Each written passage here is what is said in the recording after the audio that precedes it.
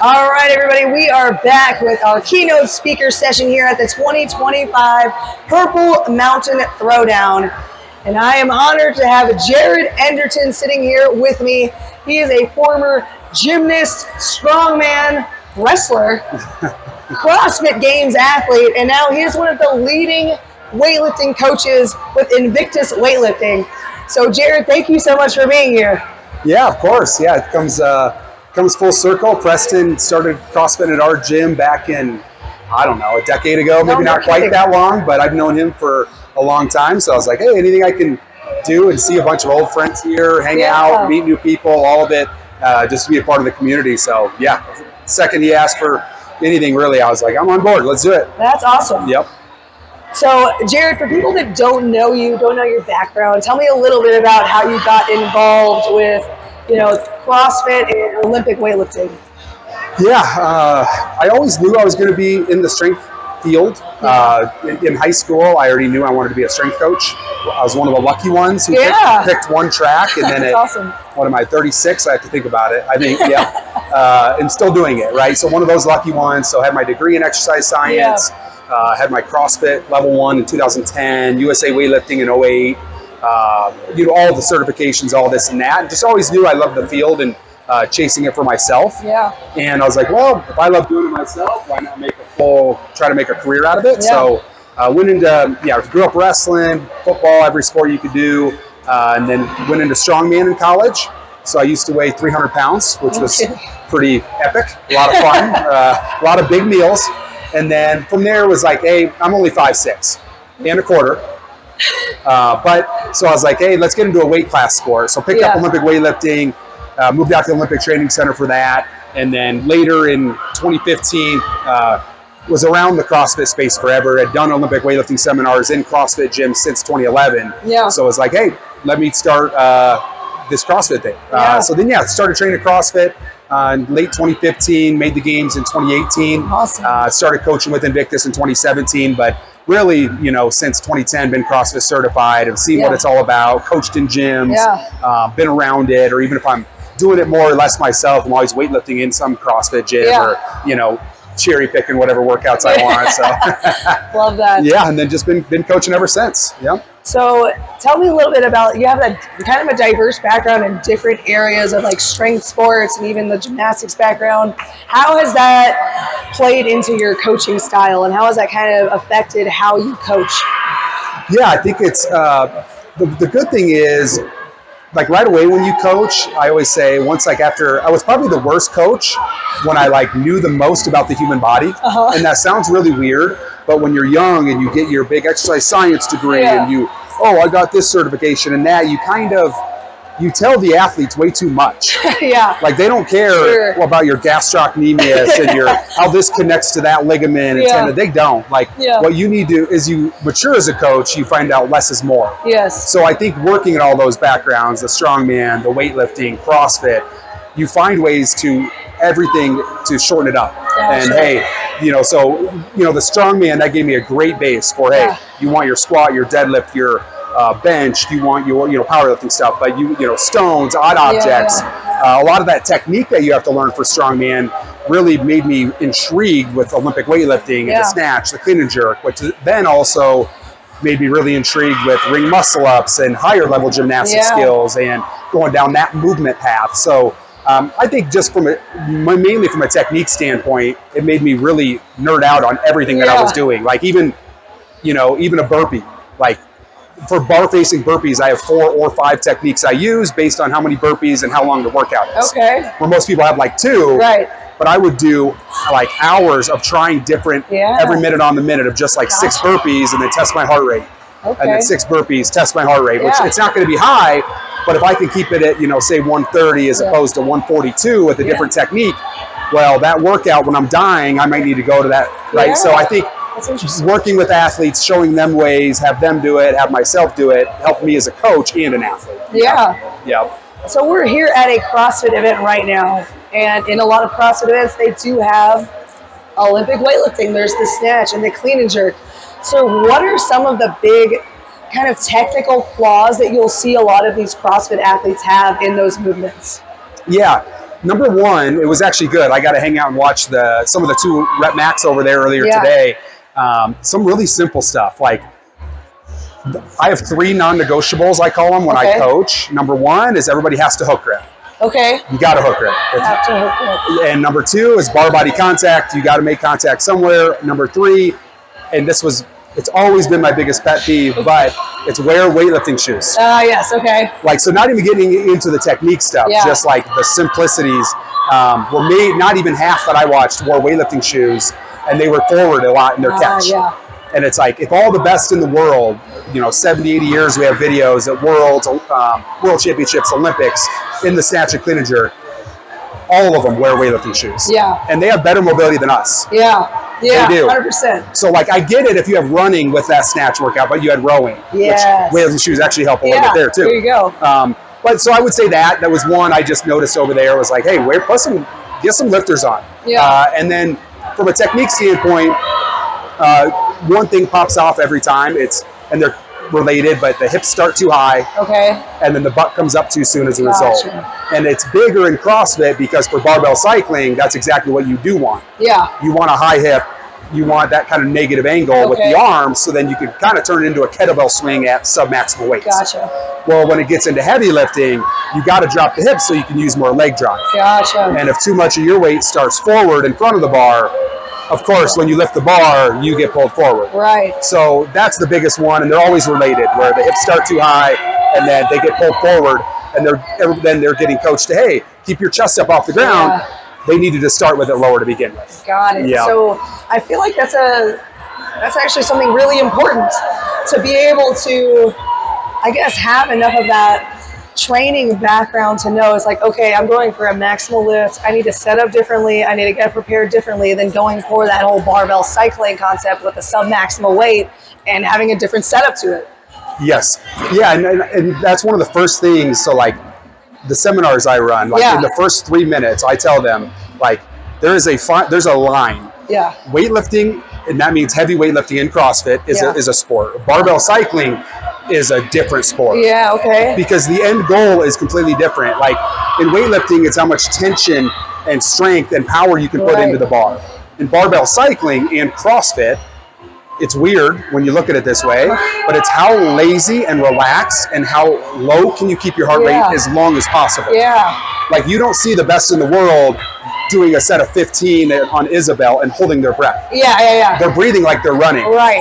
It's flowing because it's at 40% of their max, 50%, whatever it is. So the second you have to start holding your breath, you probably should be doing singles anyway. Yeah. Gotcha. So barbell cycling in itself is an endurance sport. Yeah. Which then you have to have endurance capacities of it, which means hips start higher, make it flow so you don't use legs, so your heart rate doesn't, right? So that's always the first thing. Now, with that said, the higher you can get your maxes in snatch and clean and jerk, your barbell cycling automatically will improve, because now those weights are at a lighter percentage point. Yeah. Right? So it makes sense. Yeah. So how would you approach that for a CrossFit athlete? Like, they want to improve on their snatch and clean and jerk.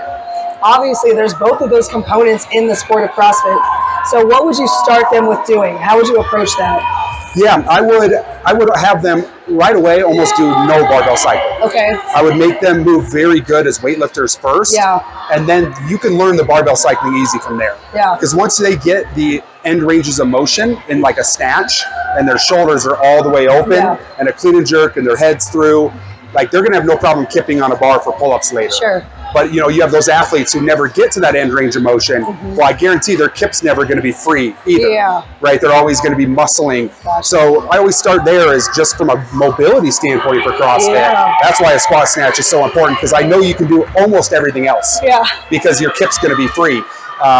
So that's one. And two, for that new athlete, they just got to be on a good, like a weightlifting program. Okay. And that doesn't mean that they're not doing any CrossFit, but they have to have something structured where they're seeing a snatch and a clean and jerk a couple times a week, and they're squatting heavy a couple times a week, right? Gotcha. Like something at least structured enough where they see the movements more than once every 3 weeks. Yeah. Yeah. So, I mean, in my opinion, the snatch and clean and jerk are very technical movements, and they require a lot of time to, perfect in a way. So where would you have like a real beginner person who's just getting into CrossFit? They want to be involved with all of it, but they don't know how to do those to start. Like, where do you even start that person? Yeah, so the first session, it's a little, depending what methodology of like, if you want to start them from the top or the hang position and go from there. The first session, I always like them to make sure they feel athletic. Okay. So I like them to jump and feel that weightlessness and feel athletic and feel off balance. Yeah. To feel unathletic in a way, because a lot of what I found just from doing it for so long is a lot of athletes who come into CrossFit and stay in CrossFit do so because it's different and it's challenging, and they probably were bored of the last time they thought of working out. They were doing 3 sets of 10 on bench press, 3 sets of 10 on leg extension, 3 sets of 10 on on everything, and they're just laying down and there's no mental stimulation. So I'll start from the hip and I'll make them do like a hang muscle snatch just to make sure the top's right, that it's safe. Got it. And then I'll go into a hang power snatch. Okay. Again with a PVC starting. Yes. And then I'm going to get them to the barbell, but at least to make sure their movements are good. But I want them to jump, catch, catch, jump, be athletic, move in space. For those reasons, right? I want them, it's addicting. That sensation of flotation and that, I'm kind of like, I'm moving this way. This feels pretty cool. Right? Like, that's going to be more exciting to them probably. It's probably why they're in the gym than, their 4 sets of 10 bicep curls or, and all those things have their places, but that's where I like them to get athletic. And then I work my way down. So how about some of the people that have a little more experience in it? Do you have any, I just turned off my mic. All good. So people with a little more experience in it, do you have any like specific coaching cues that seem to work best with those movements? Yeah, my couple of my favorite cues, snatching or clean and jerking, and it's kind of a philosophy cue, but I always start there, is I never ever talk about pulling the bar up. Okay. Like lift up, pull up. Like I always talk about pulling the bar back. Okay. So I'll tell athletes that I want you to feel like you and the barbell are in a tug of war. Okay. Which is a weird concept, but if you focus on lifting it up, that's what happens. That's the end result. Right. Where the process to get the bar up is by pulling that bar back into your power. Yes. So the bar comes back into you in the pull, it comes back into you into the hip. In the finish, you got to pull your elbows back, and in the snatch, as an example, the bar is back behind you. And then even when you stand up, that's why people walk all their overhead squats forward. It's because they think of standing straight up. Gotcha. Well, you got to think of pushing back at a 45-degree angle. So everything I talk about is back, and that's process-oriented as opposed to the end result, which, yes, you do pull it up, but how you get it up is going to be like, I have muscles, the bar doesn't. Yeah. I need to get that thing into my power. Totally. So that's the biggest concept I work with people right away is always think back. Back with the arms, back with the knees, pulling back underneath the bar. And a lot of that just improves their connection with the bar because they're actually thinking of something. Right. As opposed to like, I'm just going to lift it up. Well, then no contact, weak contact, slow speed under the bar. Yep. I like that. So then, let's talk a little bit about people with maybe some mobility issues, or they don't have necessarily, might not even have the mobility to get a barbell overhead comfortably or get into a deep squat. Where do you start then? Yeah, my little cheat code I use, and I do it in all warm-ups, so this is, it'd be for somebody that's done some weightlifting, but I have them do snatch grip Zotz press. What was it? A snatch grip Zotz press. Okay. So from the bottom of your snatch, just doing a strict press. Yeah. Because as a coach, it's a cheat code that tells me, can you actually do a squat snatch? Right. Otherwise, I'm asking something of the athlete they can't do. Right. And then I'll just scale it as high as needed. Like, I'll have some athletes I work with where they're just standing completely upright with their snatch grip, behind the neck and just doing presses. And then you work lower in the squat. Work your way down. But over the years of doing it, the biggest bang for the buck, snatch, clean and jerk wise, for mobility is to be in those positions. Yeah. Like to be in an overhead squat position. And if they can't squat all the way down, it's going to be working on squatting all the way down. Gotcha. Right? So I always say it's like a 75-25 rule. If you want better mobility for a snatch, 75% of your time should be doing movements in that position you want and trying to lower it over time. The other 25% is all the great mobility stuff. Yeah. Name them, right? Whether you go GoWatt or pliability or your own yoga stuff, right? All that stuff's great. But if it, just like sports, if you want mobility in a movement, you should do the movement. Yeah. Yeah. So then, being an Olympic weightlifting coach with Invictus, what would you recommend people if they wanted, I guess, to improve in CrossFit, but they don't consider themselves a weightlifter? Should they still seek out that weightlifting coaching? Like, what would your approach to that be? Yeah, I'm biased. I always will be, but I don't think it's a coincidence that over all the years Froning won it, his snatch and clean and jerk total were always in the top 2. Yeah. If not 1. If not, maybe 3rd. Always top 3. Yeah. Tia Claire Toomey, I think she's pretty good. Yeah.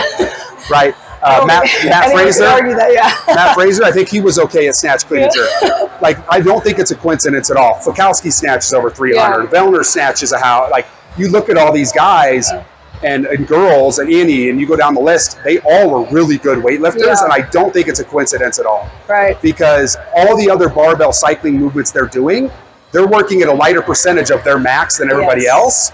So even though they might be more aerobically fit, even if we're dead equal, if my snatch is 20 pounds more, well, on that, whatever weight it is, I'm working at 5% less. I can keep my heart rate lower because I can be lazier, right?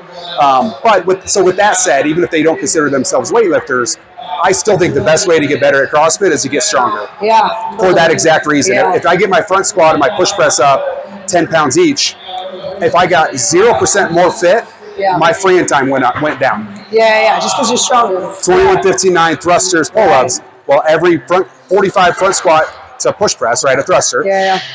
I'm doing it at 5% less my max, even if I'm the same fitness level, it's easier, right? So I still always chase that strength because it's always going to be, like, strength is never going to be a weakness in your CrossFit game, right? Yeah. Strength is king. It is. Strength is king. And also it's, in many competitions at the higher level, it's the barrier to entry. Right. You can't even lift it. You can't even play. You can't even play. Yeah. You can always go sludge out a 7.5 minute mile. You can't always pick up a 225 snatch or whatever that weight is. So for that reason too, a lot of competitions, it's that highest barrier of, hey, either you can lift this weight and do that ladder or be in the running or you can't. Yeah. So for those athletes that are trying to get stronger at those lifts, and in general, how do you approach the ones that are just, hitting those plateaus and they're just getting frustrated with it? Like, what would your approach be for that? It depends on the level, but I would probably have them decrease their WODs probably in half. Okay. And get on a real 3 to 5 day a week weightlifting program. Okay. Because again, if they're hitting plateaus, they're probably burning the candle on both ends. Yeah. Where they're trying to get that much more fit, they're trying to do all this skill stuff, and they might have that, they might still need to work on all that stuff. We all do. Yeah. But if they really are like, hey, I really haven't PR'd my snatch in 2 years, and my squat has went down 15 pounds and done this, one, it's probably nutrition-wise, they're probably not eating enough and recovering and fueling, but two, they're probably squatting once a week or twice a week. Yeah. They probably haven't deadlifted in 3 weeks or, snatched in. They just need to see consistency in it. So I would be like, hey, this is the focus. 4 days a week, let's do a pure weightlifting program for, an hour, hour and a half. And then you still can hit a Metcon afterwards. But I just want to control to make sure you're not doing a Murph on a Thursday and you're doing another hour-long run on Monday. And then you're coming in on Wednesday telling me, oh, my squats feel weak. Sure. Well, if our goal is to get our squats stronger, we have to control some of those conditioning in the short term, So prioritizing is the important area. Yep. So then, how do you go about kind of guiding athletes mentally through going through these lifts? Because they are super technical, so there's a mental aspect into this as well. What's your take on that? I think, so I'm a nerd with a lot of the stuff, but so the more complex the lift, the less hard on them I am. Okay. So like in a snatch and clean and jerk, or I always equate it to a golf swing, you never see them tense and frustrated or even runners, sprinters. Their cheeks are like to their sides because they're so relaxed. Right. There's a lot of technique in that, or just like a golf swing, like weightlifting is kind of a golf swing in a sense of it's so complex where if you get too mentally aroused and too excited and too hyped up, a lot of times your performance decreases because you forget the technical points of it. Where like if you were on if an athlete's on an echo bike, I'm going to be, I mean, as loud as because there's not as much technique, right? Yeah. But in the Olympic lifts, I purposely coach and have for 15 years, really lighthearted and make jokes and try to actually pull back from their frustration because typically the more frustrated or aroused they get mentally, they get worse because they are so technical. Now a squat's different, a deadlift's different. Some of those movements are simpler. I need to rah-rah and yell at them. But for that reason, I typically stay relaxed or find ways to get them to take a breath and not freak out because if the more frustrated you get, clean and jerk sometimes responds a little better to aggression. The snatch is almost always right because you just get so tight that your muscles don't end up firing like you want to. So, I mean, again, playing to this, that it's very technical and it takes time to get good at these lifts.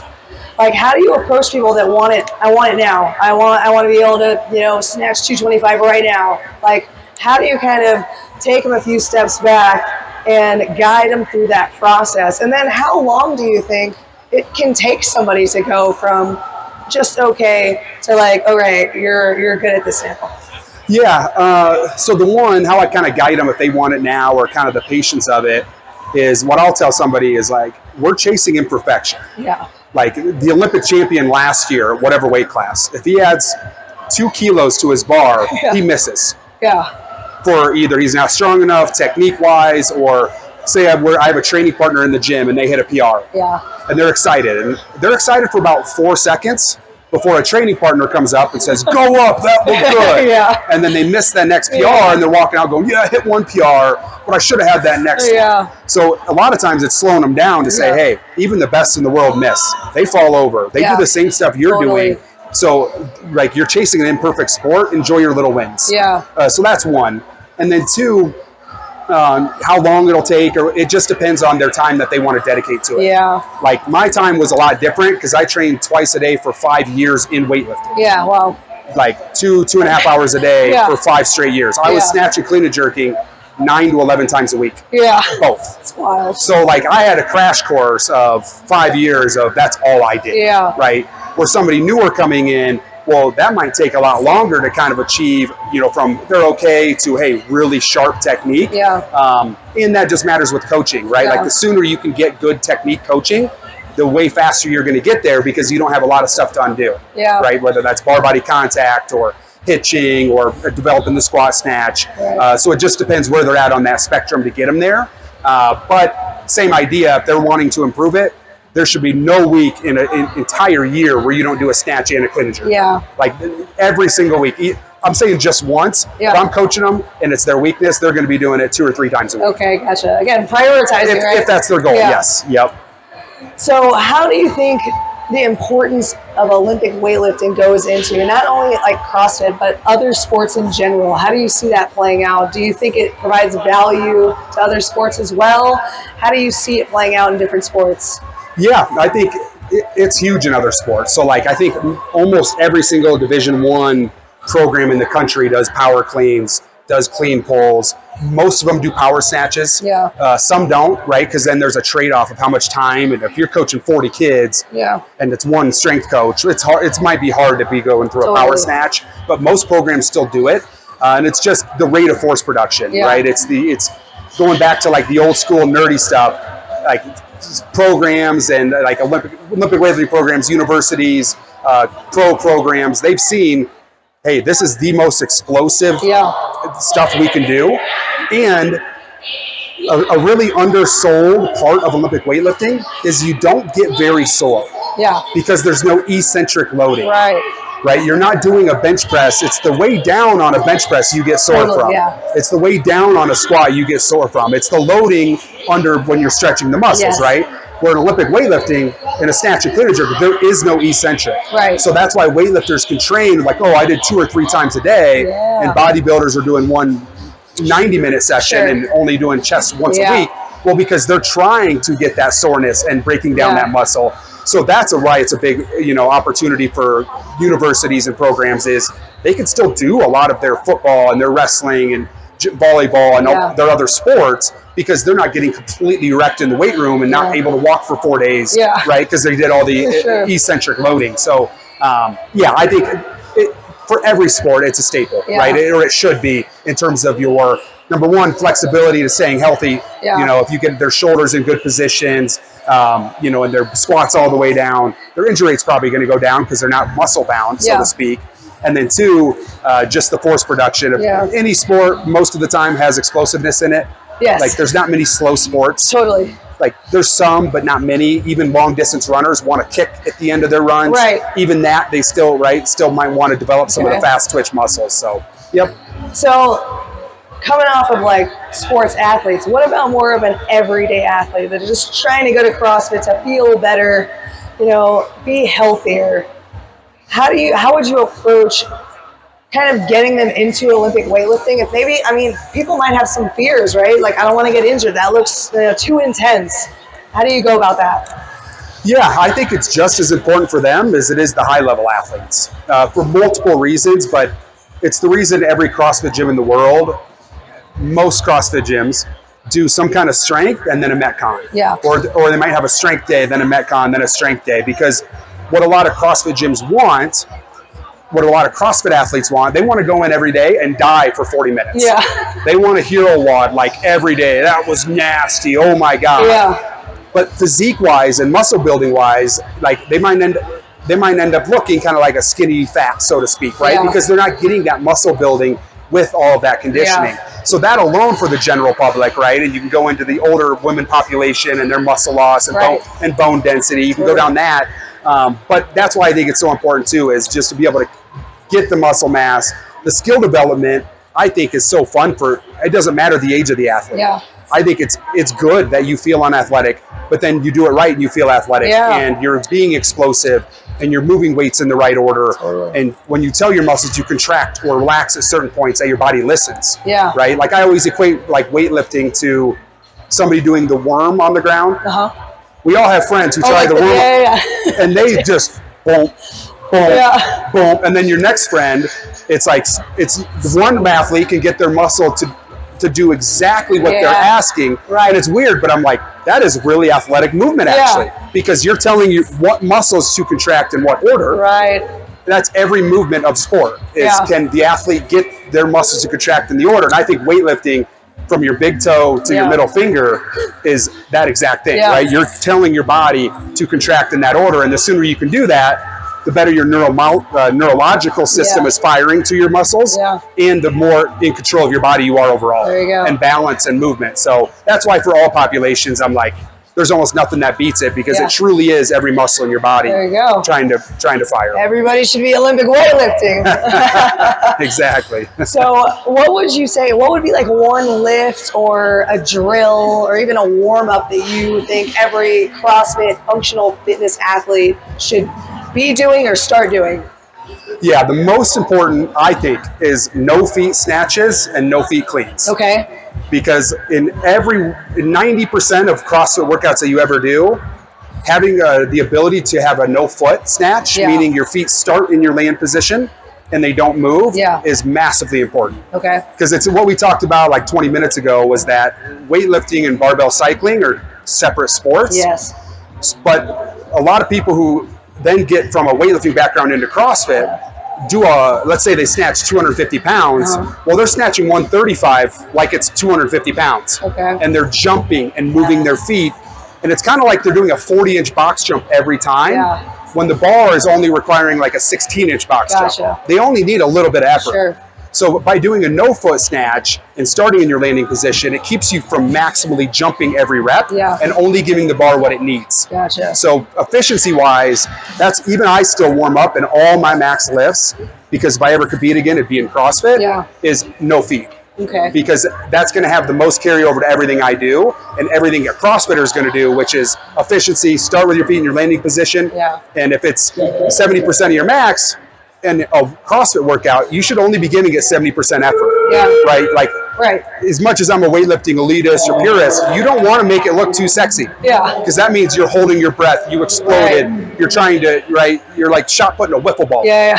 Like there's no... You're doing too much. You're doing too much, So I think that's the biggest one. When people are just way too explosive at light weights. Gotcha. Yep. So let's talk about Invictus weightlifting. Tell me a little bit about what you're doing there and what you can offer athletes.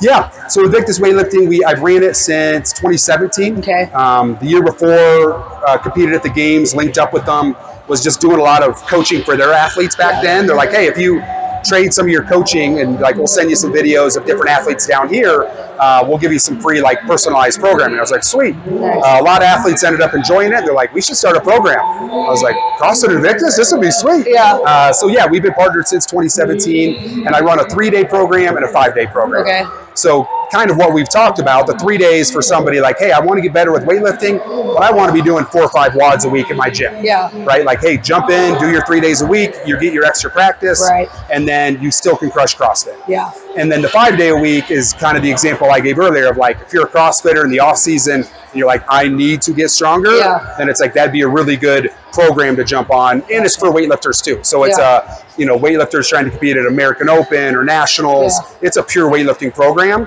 But it's about an hour and a half. So it's not, you're not in there for 2.5 hours getting killed. You still could, crush some skill stuff, do some metcons on top of it. Yeah. Solid. So what would be one solid piece of advice you could give CrossFit athletes about Olympic weightlifting? Yeah. I'll give about Olympic weightlifting and for CrossFit too, but I think what changed my coaching and athlete perspective, and I literally think it's the one thing that made me go from a regionals athlete 2 years prior to making the games, was I finally became aware of my self-talk. Okay. And in workouts and in weightlifting. Okay. And that completely made me change how I viewed everything. So in weightlifting, the common self-talk is like, oh, I'm never going to be able to squat snatch this. I hate snatching. I'm always going to suck at this. It feels heavy today, all this. That's all fine. That never changes. We all have those thoughts. Yeah. What are we doing to combat those? Right. Are we talking back to ourselves? Or is there anything going back? Yeah. And the same thing in CrossFit, where mid-workout, let's say you're 3 minutes ahead of me in a workout. Yeah. Typically, am I going to slow down or speed up? Oh. Slow down, because I get discouraged because I'm not going to catch you. You're too far ahead. Oh my God, I can't believe she's 2 rounds ahead of me. Where if you're 30 seconds ahead of me, I'm probably going to speed up. I got a chance here. So, or hey, a burpee. I still have 40 wall balls left. Oh my God, I'm always going to suck at these. Or I'm already dying and we got 10 minutes left in the workout. So what I did for a period of about 4 months was after every single workout, I made a note in my phone, and I wrote down every self-talk thing I said in my head, and I had to write it down and be aware of it. All right. And it was embarrassing. Like, literally, I was like, dude, I had a thought of, oh, that dude's 50 years old and he's beating me in this workout, or I'm never going to suck at running. Well, then it made me actually address why I was thinking those things in the workout. Okay. So why was I telling myself I hated the running or the wall balls? Well, because I wasn't doing them very much. Right. So then I started a running program of doing that twice a week, and then wall balls, and it made me actually combat that self-talk to where I wasn't my own worst enemy in workouts. I actually became an ally, and I actually found ways to, if I had that thought, to tell myself or say a mantra or to get my brain on something else to stop feeling sorry for myself. Right? So like, it's pretty powerful. It's very powerful. So, and then it only took about 4 months, and then I would do it maybe once a week after that. But just being aware of your self-talk, it makes or breaks your workouts. Because you're either going to feel sorry for yourself, and Invictus helped me a lot with it too. And it's why when I coach, I bring up all of these things to athletes, is like they create rules of engagement. So like on an EMOM, when it beeps 0, you must do a rep. Otherwise, you are done with the workout. So other people, like, they'll wait 15 seconds into the EMOM to start their set, whatever. The rule is, I don't care if you do 1 rep and drop the bar, if it's a thruster, when it beeps, you do a rep. And if you don't, you are done for the workout. So that alone, because then what happens when you do 1 rep? Typically you're like, oh, we probably could do 5 or 6. And then all of a sudden you're 10 reps in, and you didn't listen to yourself, tell yourself you needed a 15-minute break. And then they had like another rule, right? So if it was an EMOM, same idea, or let's say it was the thrusters. You can take a break, but your break has to be, your shins have to literally touch the bar. Because what happens is we walk away from the bar, and mentally a lot of times it's us getting out of the fight in our head. So in our head, we're going to get chalk or do this or that or lean over. We kind of want to break out of the suffering for a minute, where when your shins always touch the bar, you can't flail around and do all the chalk and hands on knees and feel sorry for yourself. You stay in the fight and you find a way to relax and get yourself, you'd never leave the fight. So it was some of those things at the same time, but those are just some general, like the self-talk, the EMOM rule, the shins on the bar, where it's like, don't ever leave the fight in your head in the workout, because that leaves room for you to come in feel sorry for yourself, tell yourself you're too slow, you're dying, Yeah. right? All these things. So those are some things I would have athletes play with. Yeah. Try different strategies. Yeah, that's super powerful, the self-talk thing. I was not expecting you to say that, but Yeah. I like that. Yeah. So if people wanted to work with you specifically or wanted to get involved with the Invictus weightlifting, where can they find you? Where should they go? Yeah, so my Instagram is probably the best place, just at Jared Enderton.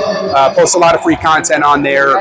Invictus _weightlifting on Instagram too. But yeah, to get a hold of me, my Instagram is probably the best place. And you could find the links if you wanted to jump on the program or send a message, send a video, all that stuff. Right on. Yep.